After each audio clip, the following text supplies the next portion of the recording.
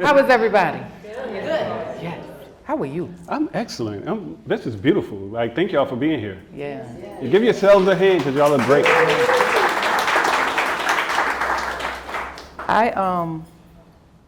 I want to start by saying one.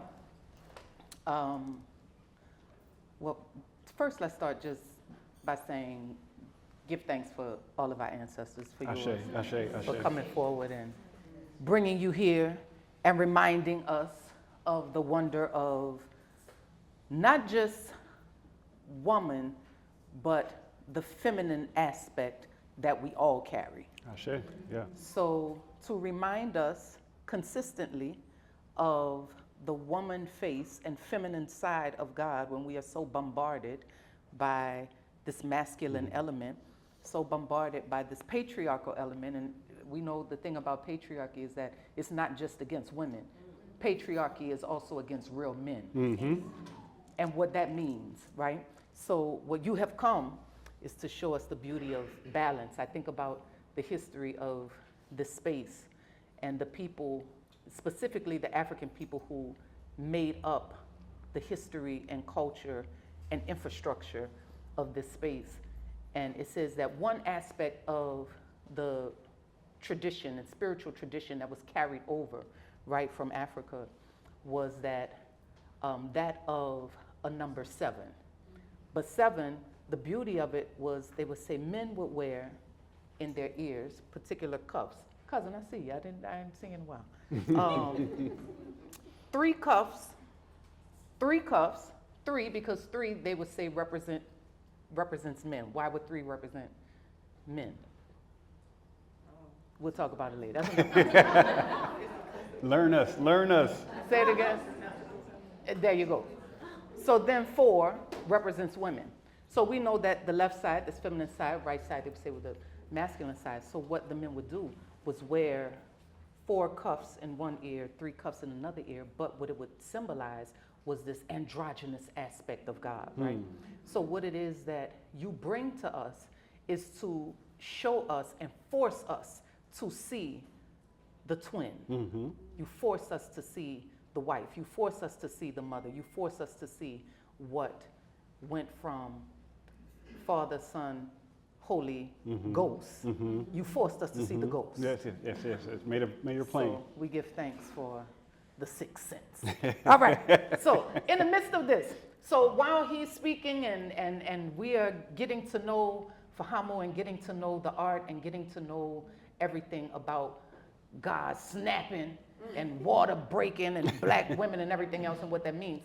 So there'll be some pauses because anyone who knows me knows that as a poet, I create on the spot and in time. So from what we speak about tonight, we'll have the piece to share at the end. So there'll be some pauses because my mind and my mouth and my hands and everything might not be working all at the same time. But that's the beauty of art making, that there is patience that's required. And if there is no patience, your masterpiece will be a masterpiece. So that's how we're going to look at it. Say that. And all that to say, just be patient. Work it out that way. So tell us, who is your mama? Who your mama is? You tell us that. We give thanks. We give thanks to the essence of Ann Pecou. My mother is the inspiration for this exhibition. I lost my mother when I was 4 years old. Tragically, my mother died at the hands of my father. And, while I didn't grow up with my mother, I've always felt her hand. Like quite literally felt her hand. I can name 100 times when in life I was about to do some stupid shit and somebody would come and say something or do something, or there'd be a little moment that gave me a moment of pause. Yeah. And in that moment I would see my mother, I would hear my mother, I would feel my mother, and I would not do that thing.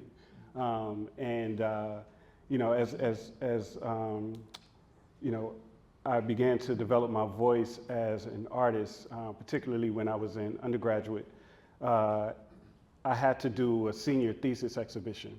And as I mentioned before, I lost my mother at the hands of my father when I was 4 years old, but I never spoke about that. I never talked to anybody about that. I never had any kind of therapy or any interventions or any of that kind of thing like that. Wow. Never even spoke to my siblings about it, and we were all there the night that it happened. Wow. And so when I was a junior in undergrad, some of y'all may not be familiar with this because you're a little too young, but Goody Mob dropped their first album, Soul What Food. you talking about? What you know about that banana and mayonnaise? Slice the toasted bread Come across on the now. napkin.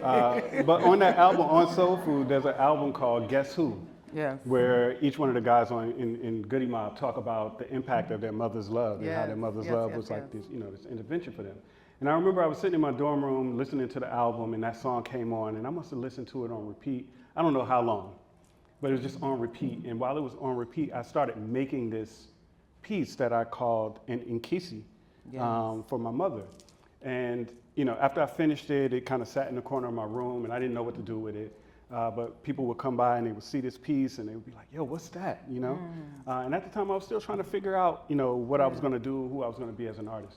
But anyway, inspired by the creation of this piece, I started interrogating my siblings, asking them what they remember from the night that our mom died.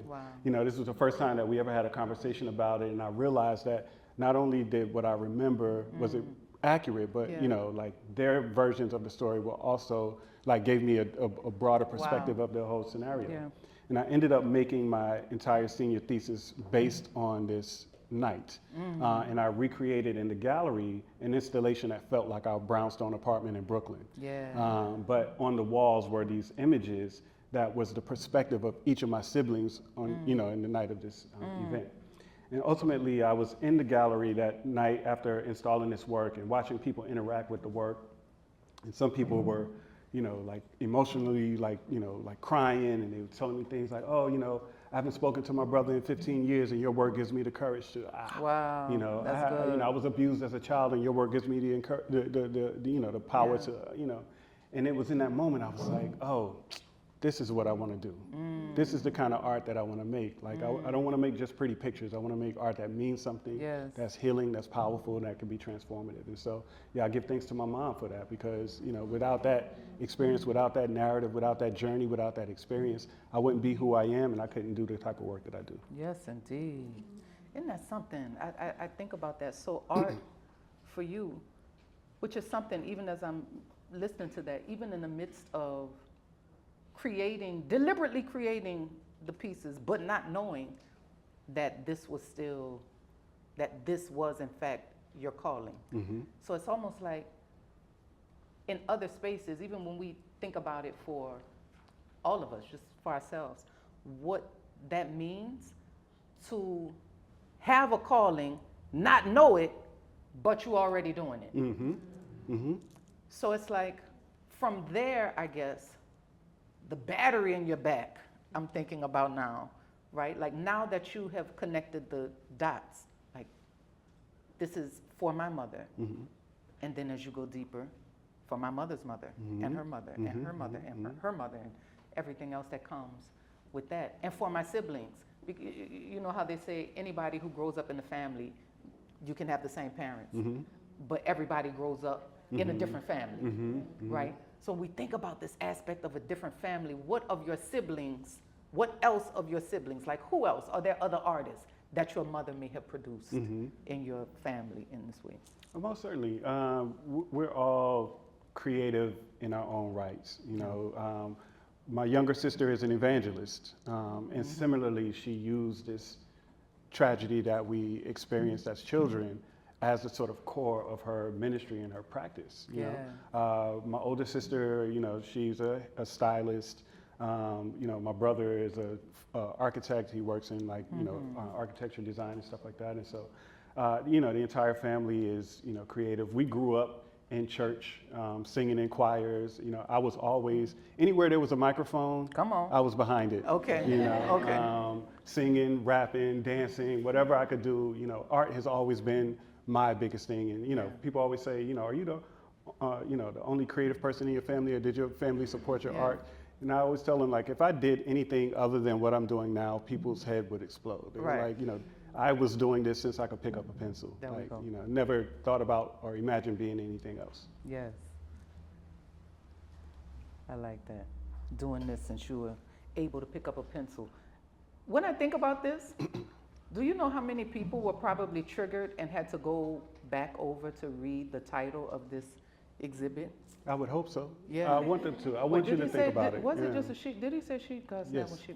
Wait, let me start over. God snap when she. She. It does say she. Mhm. Right. So it's these kind of it's these kind of things that people are sparked by. What does that she mean for you? Why was that important for you to put? And at this time, even though this is not your first time, of course, being here, Mhm. but what was it? Why was the she important for you? So there are two things I want to share in response to that question. So, and I shared this with you a few moments ago. This entire project started from a poem that I wrote for Mother's Day, because I always do some kind of tribute to mothers and to you know the women in my life on Mother's Day. Yeah. And I'm going to share this poem, but I am in no means a poet. And you know, I'm almost embarrassed to be in your presence. Stop. But the poem says this: she has so many names because she is so many things. So many things. She is both the seed and the soil. She is milk and blood. Her horizon will always be beyond our reach. She has so many names because she is so many things, but no one word can contain her, no way to describe her breadth. Titles and names are boxes that men make. Men make boxes to feel a sense of control. But what is a box to creation? Right. A cage is but a feeble challenge. She will make your prison into a garden. Yes. She has so many names because she is so many things. She is there at the beginning as she is in the end. Without her, we have nothing. We are nothing. She has so many names because she is so many things, because she is everything and everything. Yes. Yes. So that was the start of this exhibit. That was the start of this project. Wow. And a part of this was also born out of, you know, my work for much of my career has really centered on complicating the narrative around black male masculinity. Yeah. Right? Getting us to see black men beyond, you know, just being in service or being, you know, making things and doing things, right? Yeah. Like beyond the stereotype, you know, all these different ways and limited perspectives that we offer black men to occupy. And as a part of that, particularly when I was in grad school now, working on my PhD, PhD centered around the spectacle of death in black masculinity. And I was, you know, during the time I was in grad school was, you know, when Trayvon Martin was killed and, you know, Walter Scott and I forget the young man's name who was 12 years old, but just like, you know, like Samir Rice, thank you, sorry. But so many black men being killed, right? And there was this thing that I was introduced to in my research and studies called death-bound subjectivity. And this idea that as black people, we are constantly wrestling with this notion of death and being death-bound, right? Yeah. And so that ultimately led me into an exploration of African spiritual constructs and African spiritual philosophies and the way that African spirituality confronted the notion of death and didn't look at death as an end, but as a transition into something else. Yes. And so I began to apply that kind of logic to this exploration of black masculinity as a means of opening up new possibilities for black men and ways for us to think about black men. But ultimately, this notion of death really forced me to start thinking about life. Absolutely. Right? And what is life without her? Yes. You know, without she. And so for me, the project, you know, still centers black masculinity, but by reaffirming black masculinity through the lens of life and not necessarily, you know, or explicitly through the lens of death and resisting death and surviving death and, you know, confronting death, but, actually embracing life and what does it mean to be alive? What does it mean to choose life? Yes. What does it mean to choose life? I feel like, can we get a couple questions from out here? Is that okay? Let's see how we can do this orderly. So even if, well, I was a teacher for a long time, so with sometimes 72 children in the class. Why? No, I'm not lying. Well, that was because most of them was cut in class and didn't want to be in another class, so they had to come to this class. That was nice.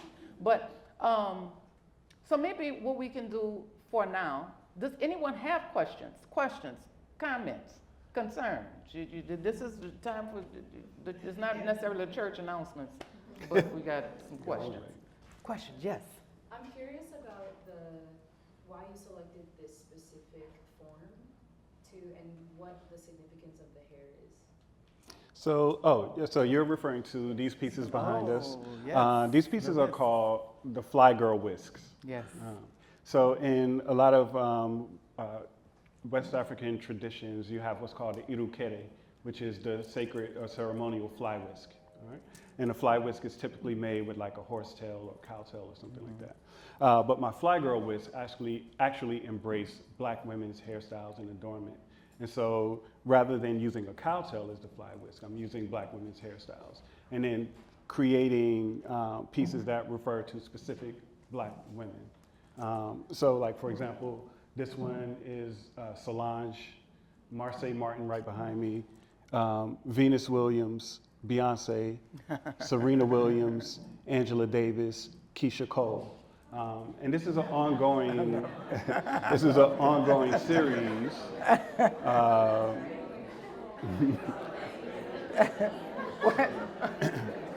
Was it Keisha Cole? I think it was Keisha Cole. I think I got it. But it's an ongoing series, ongoing exploration that talks about the authority of Black women, the regal nature of Black women, and again, a kind of ceremonial tribute. The form, the figure that you see is, so I cast each of these sculptural pieces in resin, and it's based on a Bawale female form, which is also, a tribute to the divine feminine. And so again, the entire work is a tribute that talks about that kind of like authority and symbolism of like agency and power. Yes. Fahamu, can you just talk about a couple of the other pieces in the show, just to give a little more insight into a couple other pieces that are here? For sure. I'll jump to this one here, that's right over here. This one is called Word to the Mother. And this piece is probably one of the first that I created in the series. And it's based on, the image is a reference to the very famous Little Kim poster, where, she's like, squat down, kind of spread eagle. And, at the time that this image came out, everybody was talking about how it was a signal of female sexual agency, right? And it was empowering to women and empowering to Black women. But I've always taken a little bit of like umbrage to that image because while the language around it was that it was about female sexual agency, it was still about consumption, right? It was still about sexual consumption.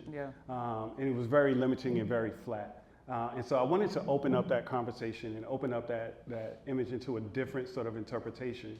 And so one of the ways that I began to do that, one of the first things that I did was by placing the mirror and on the piece, which reflects back to you yourself, right? And this idea that, when we reduce a woman, when we reduce Black women only to being a sexual being, we flatten them, right? Because ultimately this is the source, this is the portal, this is the gateway between heaven and earth. And it should be revered, not consumed, not exoticized, not fetishized. The piece that she holds on her lap is a Congolese figure showing a mother nursing a child. Again, pointing to this idea of the divine feminine and motherhood. Yes. And then she's veiled. The gold chains, again, a veil and a symbol of like agency and authority.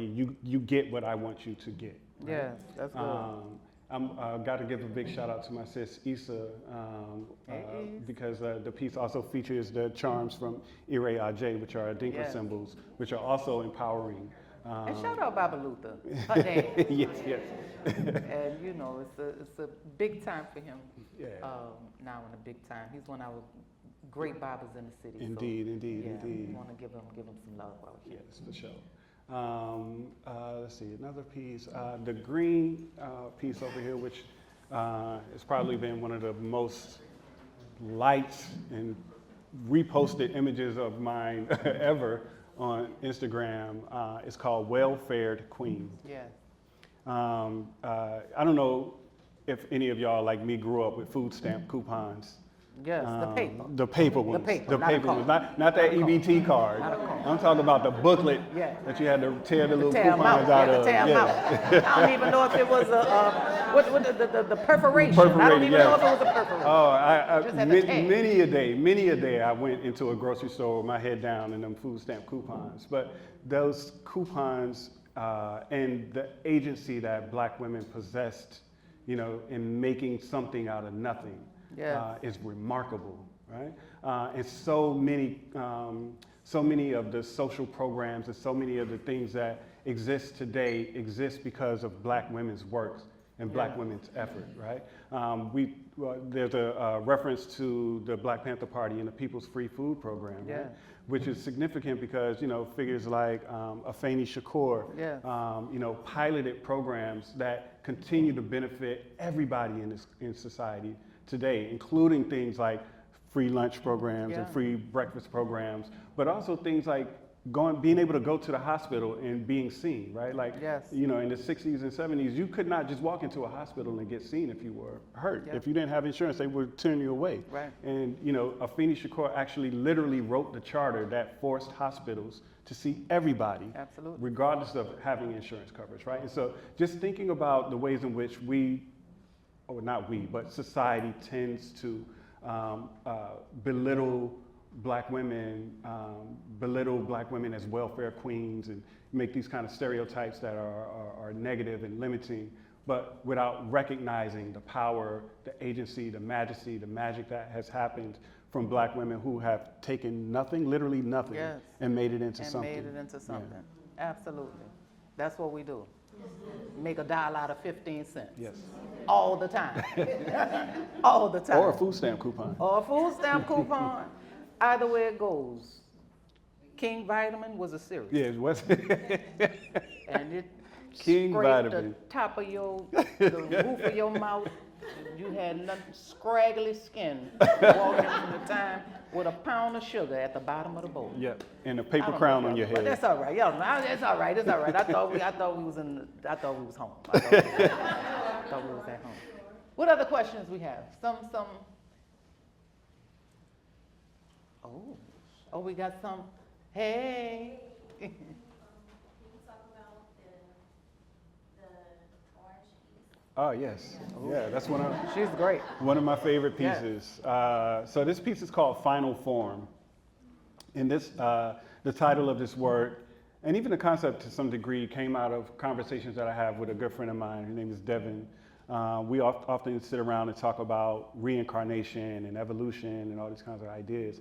And one of the things that we've, you know, kind of arrived at is that the Black woman, the Black female form is Yeah. the final form, right? Yeah. So like when we evolve, when we reincarnate, we come back in different forms every time. And the ultimate goal is to achieve the final form, Yeah. and the final form is that of a Black woman. Yeah. So the piece also references a very classical trope in the art world called the odalisque.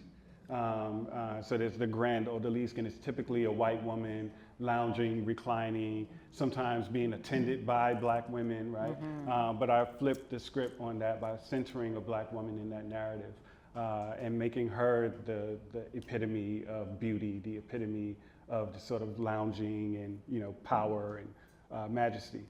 She's holding a mask. The mask is from a tribe called Punu, and it's a mask that is worn in ceremonies that amplify and celebrate femininity and women's roles in society. Yeah. And then there are other elements as well in the piece that kind of point to Black culture, like the red, black, and green American flag, you know what I mean? So all of these ideas, even the cowrie shell spilling out, the Sankofa, you know, with the swan on the chase lounge. So all of these elements, again, just trying to point to this idea of the divine feminine in Black women. Somebody else had a question right here. Did you have a question? Yes, I was wondering about the significance of the bamboo earrings in the water. Yeah, so a lot of the ideas that I'm exploring in this work are also challenging the sort of respectability politics that get imposed on Black people and Black bodies. You know, within the, you know, in the culture, right? Like we celebrate certain things and certain ideas.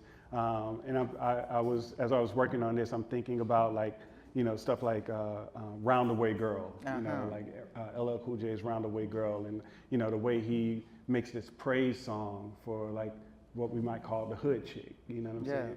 And so, you know, there's a line in the song where he says, bamboo earrings, at least 2 pair, Fendi bags with a bad attitude, blah, blah, blah. So this piece is called At Least 2 Pair.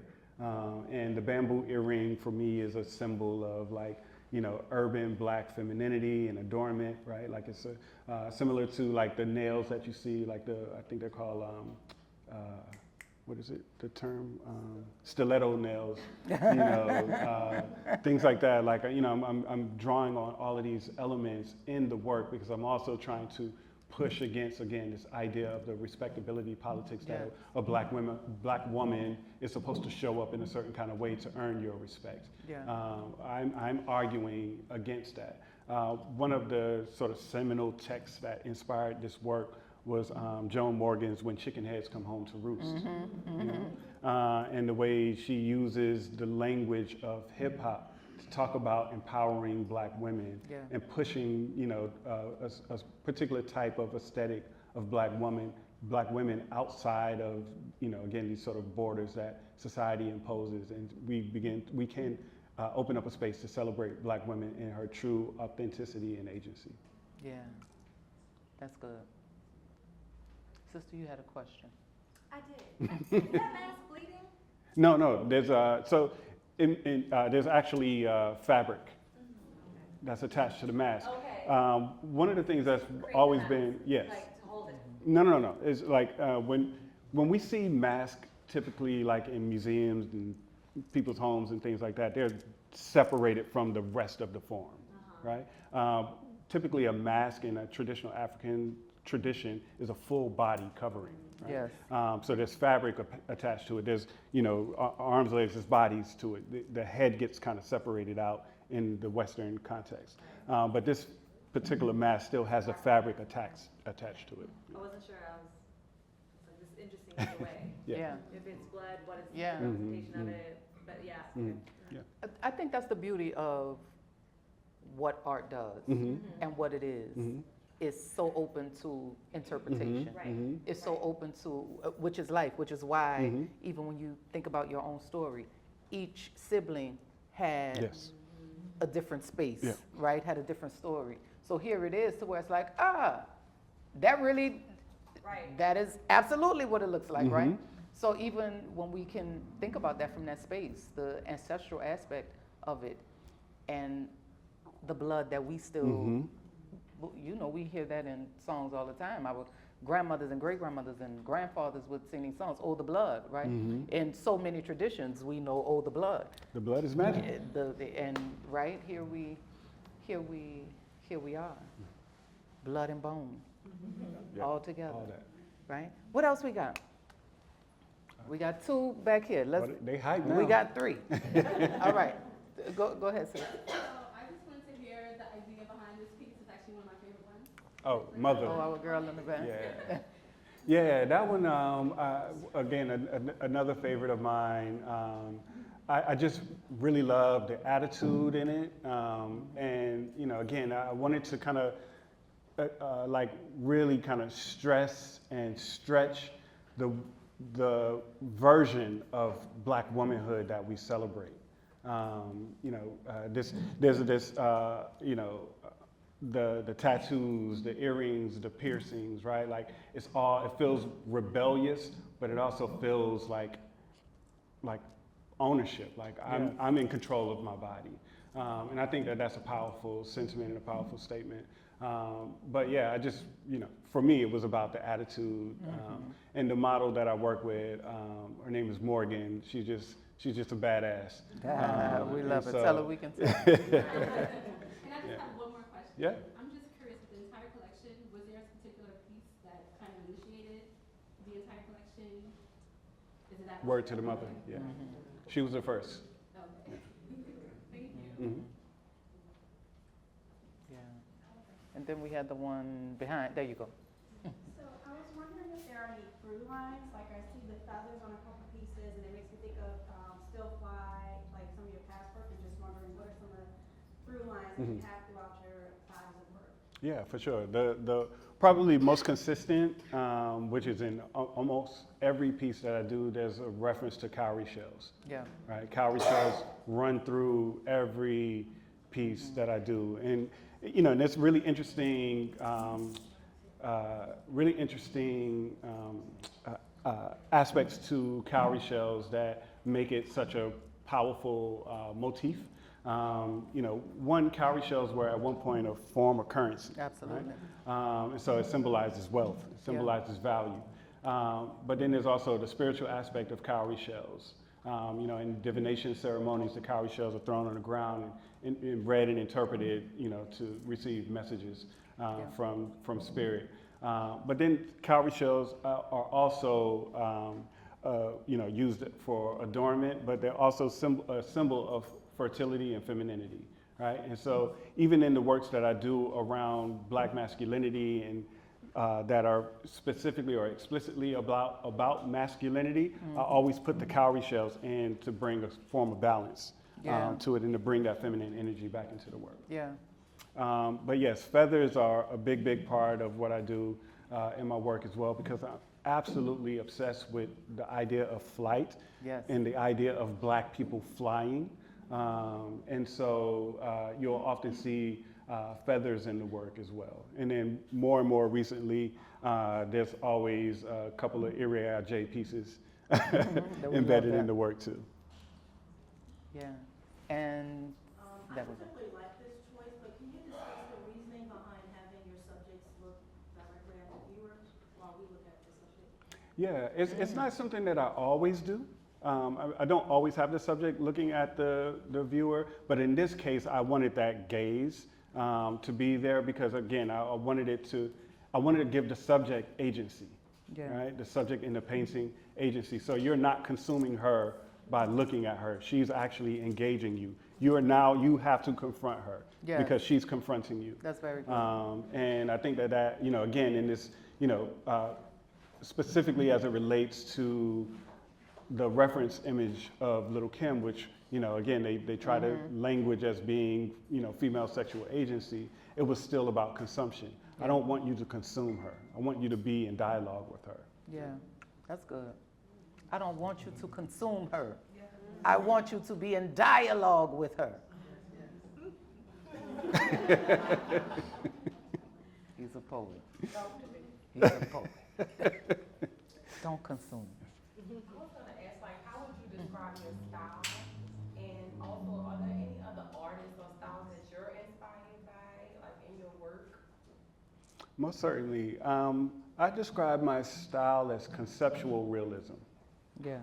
I'm working largely from concepts, themes, ideas, theories that I'm wrestling with, that I'm interrogating, that I'm trying to unpack. But I'm not necessarily interested in photorealism, because I also feel like photorealism, or even the notion of realism in art, is a misnomer, because ultimately you're being coerced into a way of thinking about something.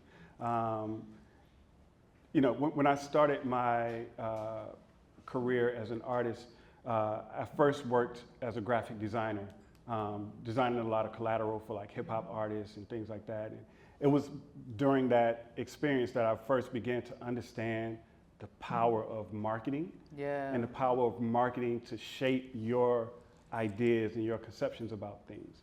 And so for me, this notion of conceptual realism kind of bends that on its ear. I'm giving you something that feels like familiar, right? Like you're like, oh, I know what this is, until you get into it, and then you realize, wait, there's more to this than what I thought, right? Like this is making me unsettled a little bit, and I like the idea of unsettling you. Yes. In fact, I was writing I have a Substack, and I'm constantly writing critical pieces on there. And I was writing one that I'll post later this week, but I was talking about, you know, when I was teaching in the university, I had to provide a teaching philosophy. And the first line of my teaching philosophy was, "This is not a safe space." No. Because, you know, when I was in school, everybody's like, oh, you got to create a safe space, safe space. Yeah, we hear that one all the time. And I'm like, who learns in a safe space? Yeah. You know, if there's no tension, if there's nothing to make you uncomfortable, you're not learning anything. And so, you know, even in my work, I approach my work in a similar way. I never enter into my work with a declaration. It's always a question, right? And I try to leave it open-ended because I want you to also walk away with questions. Because that's where the real engagement happens. It's like, oh, I thought I knew about that, but damn. Yeah. You know, 2 days later, you're like, oh shit. You know what I mean? And it's like, you know, the space of interrogation, the space of questioning, the space, you know, that's created in that tension is much more rich than anything that's declarative or like, you know, think this, do this, believe that, right? Like, I'm not an illustrator, I'm an artist. Ooh, there we go. Yeah. There we go. I'm not an illustrator. This ain't cartoons. Yeah. You gotta talk your shit every now and again. You know? This is how it is. I think that's such a beautiful thing when we're looking at and thinking about, yet again, what makes us well. So this is really a space. Even we say that because, you know, that's something we hear, just like you're saying all the time. Oh, it's a safe space. You're like, you've harmed me more than once in this same space. in this very room. In this same space and every other space we've been in. You've done the same shit. I think it's you. But you know, when we think about this is why we say quite often, it may not be safe, because the reality is that regardless of what it is that you do to create this kind of safety, people deal with so many levels of PTSD and trauma and pain and hurt and every other thing that comes along with it, that is all systemic and chronic and everything else, right, that comes along.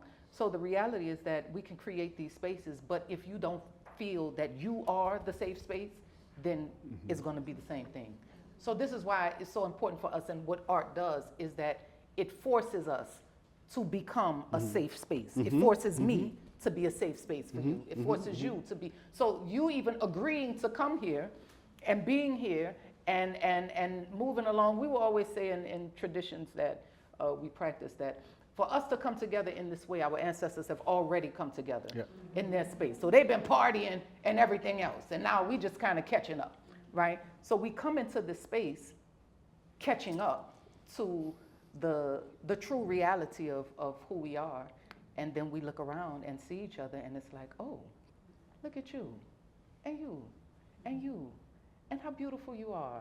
But I'm not even saying that. What your art is forcing us to do is to look at one another and not just say how beautiful you are, but I'm saying how beautiful you are because I'm seeing how beautiful I am.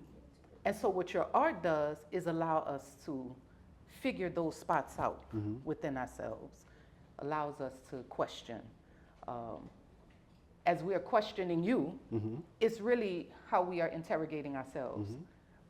What do I feel about my own agency? Do I feel like I have that? Am I, you know, the colors that's presented, how do I feel? Do I feel colorful in my life? What does this mean for me, right? What does this mean, this aspect of hair and the fly whisk, right? Because we know a fly whisk in Yoruba tradition especially can be, it's a weapon at this point, right? Bringing out a storm. Yes, all of these things that play a part because of the layers that you give us. But again, that's the human body. We are layered beings. So your art is such a layered aspect of art. We got to. Of the woman in the exhibit in your work. Can you talk more about the water, especially as help us understand how you put that together? That's good. Yeah, for sure. Fela Kuti said it best. Water get no enemy. No. Right? And one of the like water is a recurring element in my work as well. Like, you know, I have pieces that I've done that are literal like installations in water, films projected into pools of water, you know, pieces that emerge out of water because water is that life-sustaining, life-giving force and energy. There's a expression that, you know, we're born into this world through water, and then when we pass, we travel back to the essence on a river of tears that are cried by our loved ones, right? So water is at the beginning and the end. And you know, when coming up with this title, right, like it was like God snapped when she made water and black women, two of the most critical, you know, elements that, you know, again, become the bookends to this existence. So for me, the water is not a literal representation in the exhibition, but an idea. And I felt like as an idea was more powerful than if I tried to do it literally. Yeah. So, you know, it's referenced in colors, right? Like the blues, even in the piece Final Form, that fabric that's draped over her in the actual photo reference, that fabric was burgundy or something like that. But I made it blue in the painting because I wanted to make a reference to water there. Wow. Water. Somebody, oh, Prosper, that was you. I was just curious to know, like, while you were working on this concept, was there anything in particular you were reading that inspired you, or a series of articles, anything that you reference? Man, I have. Like, there's a book in mind I'm thinking of, like, I'm wondering. Yeah, there's a book called The Architects of Existence by Teresa Washington. When Chicken Has Come Home to Roost. What's the other book that I was reading?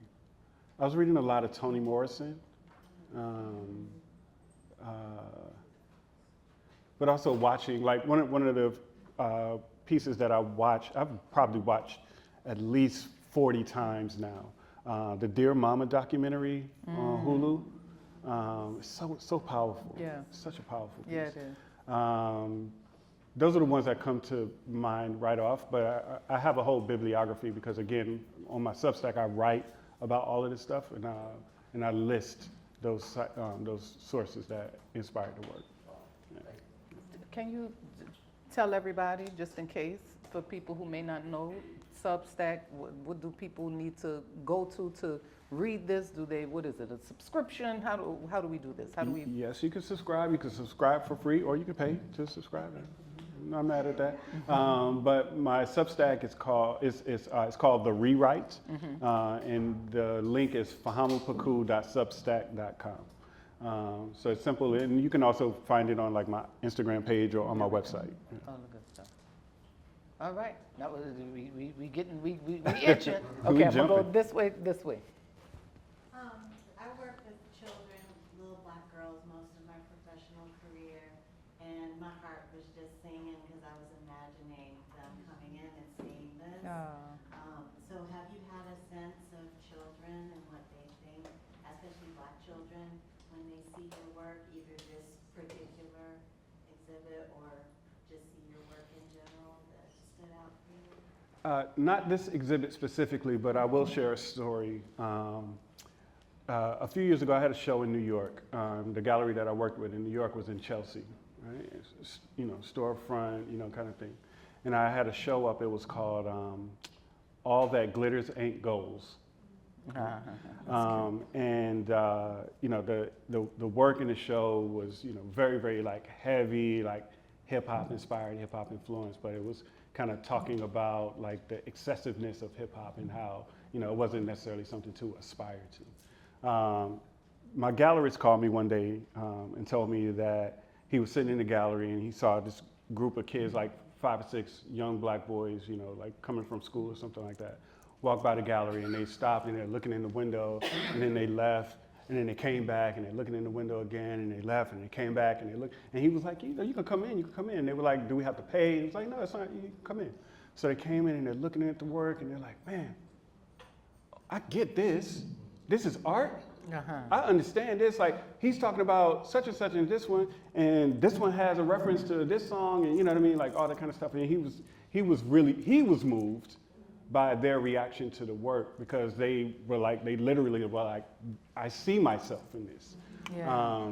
And that story has always stuck with me, because that's quite literally why I do what I do. You know what I mean? But you know, to be able to impact culture and impact a person's like sense of self and sense of identity in that way is a really powerful thing to me, because again, I got into this because I didn't see myself, you know, in the art world. I didn't see myself in art growing up. I didn't see myself really at all growing up. And you know, when I was you know, a young man, I began to realize that when I entered into a room, people didn't see Fahamu, they saw a black man. And then whatever their idea or whatever they thought about a black man, that's how I got treated. I suck at basketball. And so that, you know what I mean? Like those stereotypes and those ideas about who and what a black man is were so limiting and so limited, right? That I wanted to do something through my art and through my work to open up the narrative so that other young black men could see possibilities for themselves beyond the very narrow scripts that are, you know, breadcrumbs that are left for you in media and television and stuff like that. Can I expand on your, you know, it's a very odd dynamic of being a gallery dealer and the artist. You know? I mean, the artist is working on their exhibition for a long period of time, and they're in the studio. A lot of times, they're in their isolation actually to create. You know, then the work comes to the gallery. You have the opening, and then the artist leaves. You know, but we're slammed here. You know, like, that's great. And the artist goes back to their studio. They're back in their isolation, but we have classes come here. We've had several classes coming here, and you know, it's so funny because like. We just assume that the artist knows this, you know. And then, you know, it's sort of like we go home and we're just exhausted because we know we got to come back the next day and do the whole thing all over again. But you know, it really is sort of like, you know, it's a revelation a lot of times for me, because like, you know, we just assume that the artist knows that so much is going on all the time. But you know, we have had so many classes come in, and to see kids in particular, I wish we could have more kids, you know, that would come in. It used to be the Children's Museum was next door, and Right, kids so would they do would just- exactly what you're talking about. They Yeah. would put their heads in the window, you know, and a lot of times the teachers would have to push them away, you know, but anyway, there is a lot of that interaction, and it really is sort of a very fulfilling part of our day-to-day. Yeah, that's good. Oh, hey. I'm gonna say it because my voice doesn't care.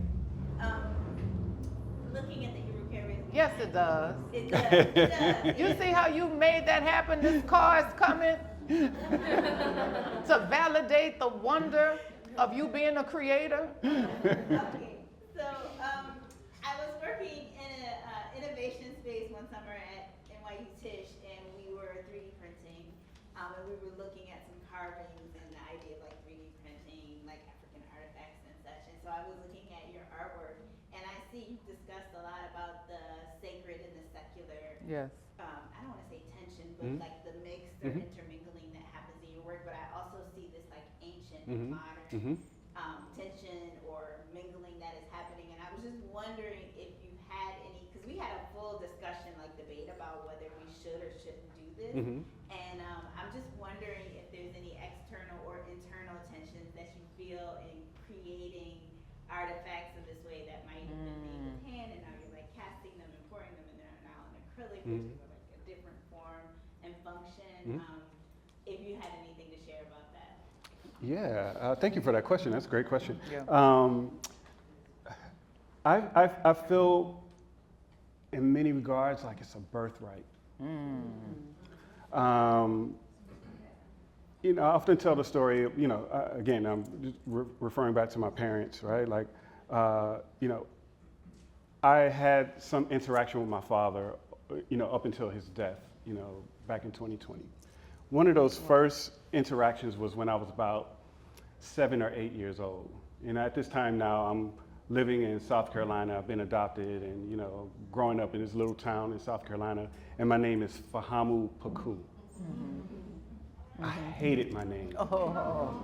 I hated my name. I wanted a normal name so bad, right? In fact, I'll tell y'all a little secret. I used to wish my name was Gary Absent. Wow.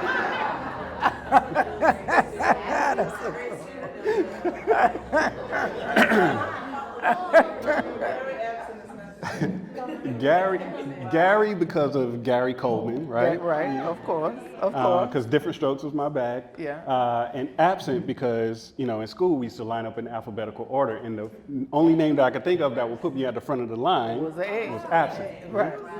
So That's anyway, I hilarious. wanted my name to be Gary Absent. One day, my father called, and you know, they put me on the phone with him, and we're talking, and you know, small talk, small talk, small talk. And before he hangs up, he says, "Do you know what your name means?"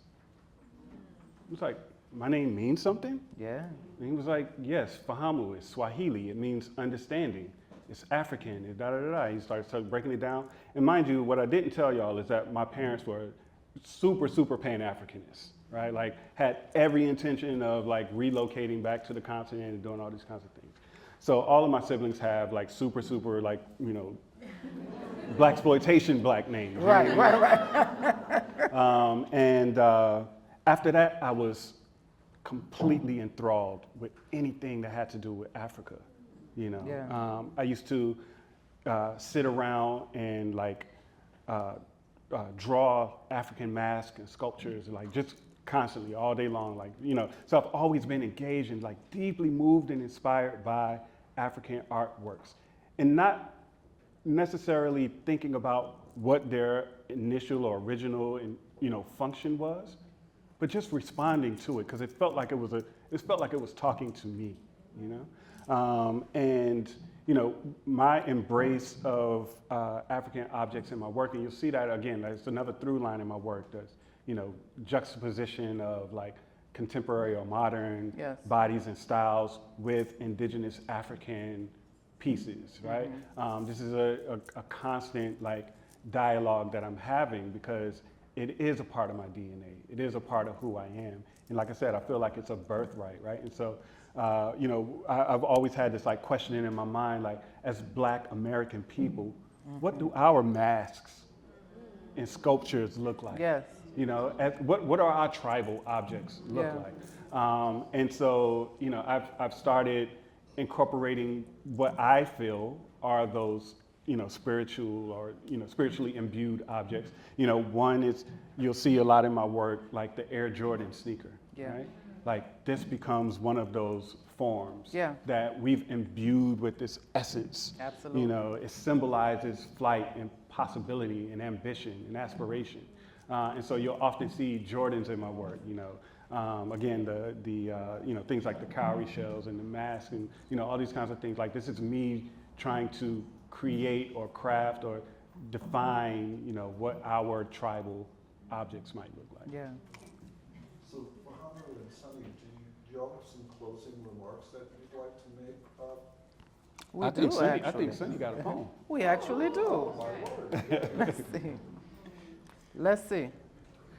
Give me maybe We got one more a hand back word. here. Oh, that's perfect. I was just wondering, what emotions or energies are you hoping the viewer takes away when looking at these pieces? Whatever emotion or energy you need. And I don't mean that to be like dismissive of the question, right? But like, as Sunni kind of alluded to, when you come into contact with these works, you're coming into contact with yourself. And I really want people to be able to see themselves reflected in the work, to feel affirmed by the work. And whatever you need, I hope that it provides that for you. I hope that it gives that to you. I make every single work as a prayer and an offering. Yes. I quite literally pray over every piece before I put brush to canvas. Yes. Every single time. Every single piece is a prayer. Every single piece is a inkisi. Every single piece I've imbued with, you know, the spirit of my ancestors, the spirit of the creator, the spirit of the Orishas. I'm asking them to work through me so that I create something that ultimately serves you. Yes. Yes, yes, yes, yes. All right. Can you talk about your work with now we're going on. in Atlanta and the future plans for it? Yeah, thank you for that, Jalen. Keep them on track. So just what Jalen is asking about, I started a museum in Atlanta. It's called the African Diaspora Art Museum of Atlanta, or Yes. ADAMA for short. And ADAMA is the first contemporary art museum in the Southeast dedicated to the art and culture of the African diaspora in the 21st century. And our goal is to build the first world-class major arts destination for African diaspora art in the Southeast. And so we are actively now designing what the space will look like, and we will be launching a capital campaign later this summer towards that. So all of y'all get your ducats together. We love the kind that jingles, but we'd rather have the kind that folds. Yeah, we hope, you know, when you come to Atlanta that you will make it a point to come and visit ADAMA.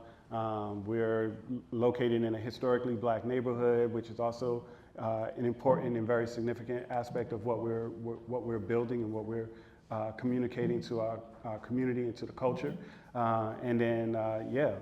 ADAMATL.org. Please follow us and support when you can. Thank you. All right. We ready? Let's see what we, is this supposed to be on? Has it been on or no? Hello, hello, hello, hello. Maybe it's not on. There we go. My light been, there we go. We'll work it out. Oh, okay, right. Let's see what we came up with. Yeah. All right. We started out with, says here is where we start by giving thanks. Giving thanks for the wonder of mamas and mamas' hands, for the pause of purpose and voice. This is for mamas whose spirits evaporate into pain and paint, for the ancestral aspect of art, for the silence of siblings. This is beyond pretty pictures. This is a legacy of love, a poem of beginnings, because in the beginning, God made woman, and she was good, because she was God.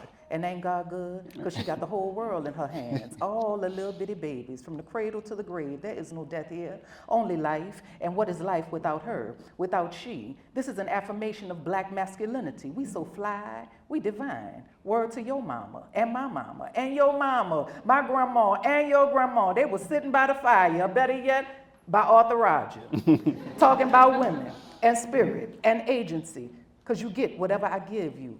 Baby, we well fed. We fare well.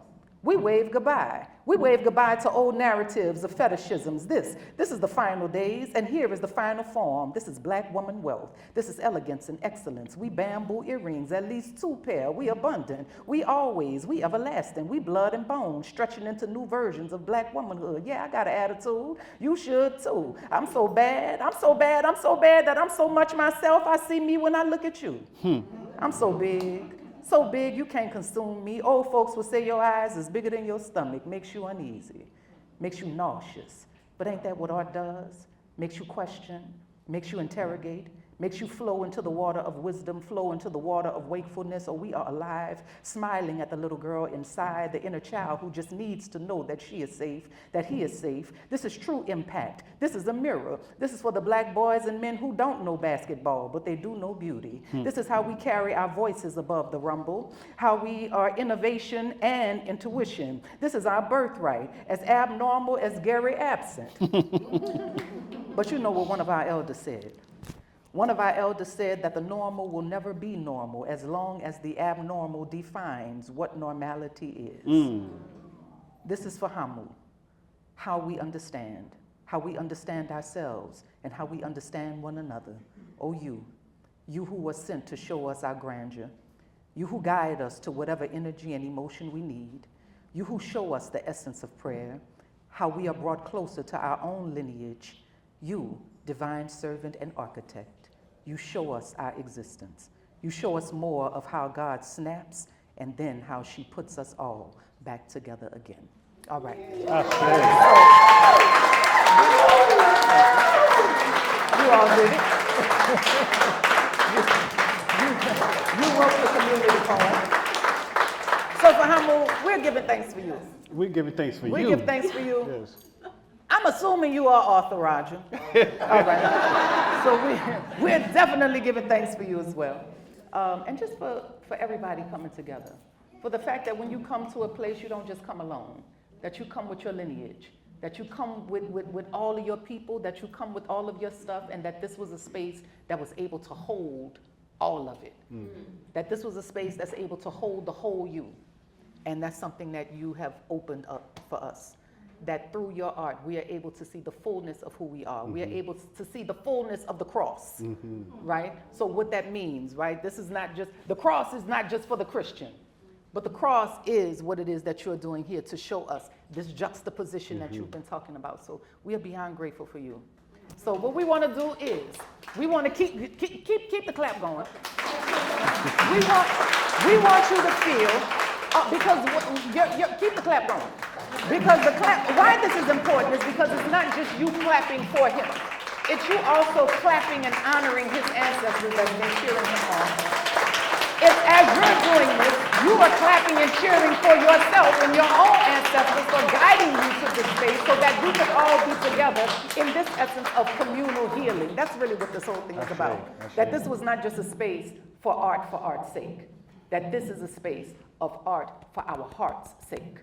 This is a space that we have come to truly elevate ourselves and elevate our being so that when we leave from out of this space, this is one of those spaces that you cannot come into the same way or you can't leave the same way you came, right? So it's something that had to be in here, whether it was a word, whether it was an essence, whether it was a scent, whatever it was that came by you that you will not forget when you walk out this door.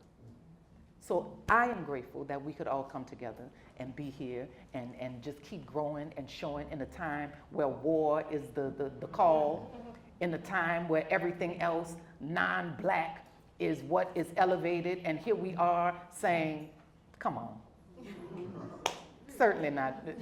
Does that pertain to us? No, that must be another timeline, because we're not on it, right? So we give thanks for new timelines, because that's what happens when we can come together in this way. We truly create new timelines, new portals, and this is the type of art that's in those timelines and portals when we are jumping in it, when we are moving in it, when we are dancing in it, when we are painting in it. So prayerfully, everyone who came here, you came here knowing that you would leave elevated, knowing that you would leave with a full essence of not just who you are, but who your neighbor is. So that whenever you see anybody else outside these doors, you too have become the safe space.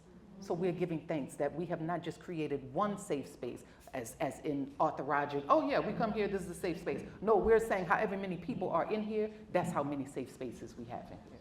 So I'm grateful. How you feeling? I feel good. Brother Arthur, how are you?